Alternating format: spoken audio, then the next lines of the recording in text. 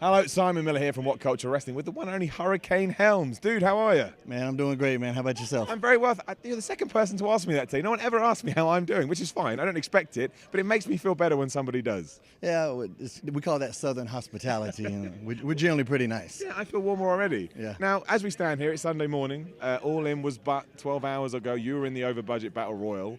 I've said this a lot today. I'm actually the one that put it over the budget. Oh, is it really? Yeah. Because you said I need more money. I need more money. How much did you need? I would have done that one for free. Fair enough.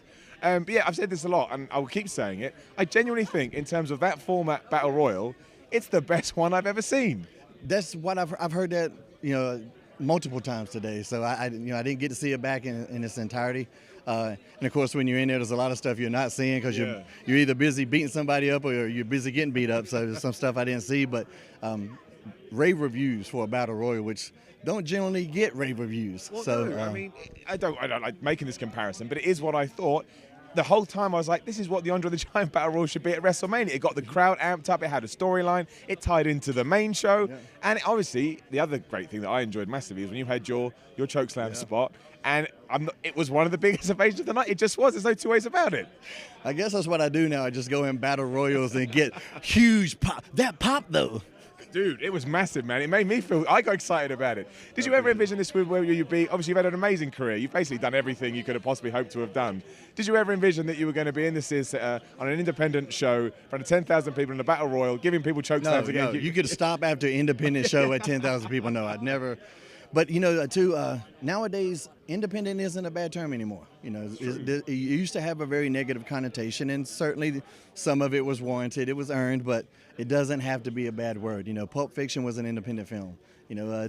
The original Terminator was an independent film. So it doesn't have to be a bad thing. This was a project of love. These were guys that weren't just after a quick buck. They loved the business, and they wanted to put out something, for the fans and give the fans exactly what they wanted. Yeah. And that's what happened last night. What did you think of the rest of the show? Were you able to watch any of it? Yeah, I hosted the official viewing party. I showed up late, but I had probably the best excuse ever. So I thought it was great. There wasn't anything that I, disliked. There wasn't anything that I hated. Not one bad match. Oh no, not at all. No way. So I thought it was great. I just loved everything about it. Also, level with me as well. Did you know that Chris Jericho was in the house? Gregory Helms, Ace Reporter, has his sources, and so I was texting him, and he loves the Fabe. He is Darth Faber. But I was like, yeah, okay, I'll see you in Chicago. And I'm not going to be there. Okay, I'll see you there, buddy. Nice. I love it. You knew deep down in here. It tells you your hurricane senses. Yeah, they were going off. So what's the future for you now? Obviously, I do actually follow you on Twitter. Just going to let you know there. And you're always really, really busy, which I always find really impressive, given, again, everything that you've done. But where do you go from here? Well, actually, I got House of Hardcore tomorrow. Of course you do, yeah. I'm off on Tuesday, and then Wednesday I got a seminar in Las Vegas, another show Thursday in Las Vegas, and I go home on Friday. So. Nice. It's just super busy, I've actually stayed really, really busy, injuries notwithstanding. The only time I'm not working is if I get hurt or something. Yeah. So. And how do you feel today? Because obviously you had that really devastating accident. I don't know how long ago. That was 7 years ago. Yeah, yes. How are you sort of physically now? I'm a wreck. No, I feel pretty good. The foot hurts. I got a reconstructed ankle, 4 plates and 22 screws. So that's going to hurt no matter what. If I wrestle, it's going to hurt. If I don't wrestle, it's going to hurt. So. It is what it is. I'm not going to be one of those guys that takes a bunch of pain pills, so I just deal with it, and That's very inspirational, man. Obviously, one last question: if there were any overtures to go back to WWE in any capacity, is that something you'd be interested in now, or are you kind of having too much fun on your own schedule? Anything can happen, So, I got a family, so if there's a big dollar sign attached, I have to consider my kids.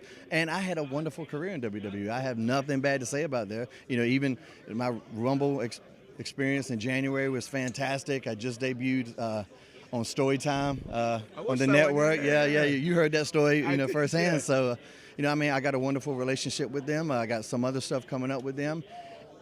Anything long term that could happen, there'd have to be some compromise, coming together. So I'm not a spring chicken anymore. I'm a winter chicken, so I can deal with that. Nice, and you're also a very nice guy. Thank you very much, man. Good luck with everything. Thank you very much.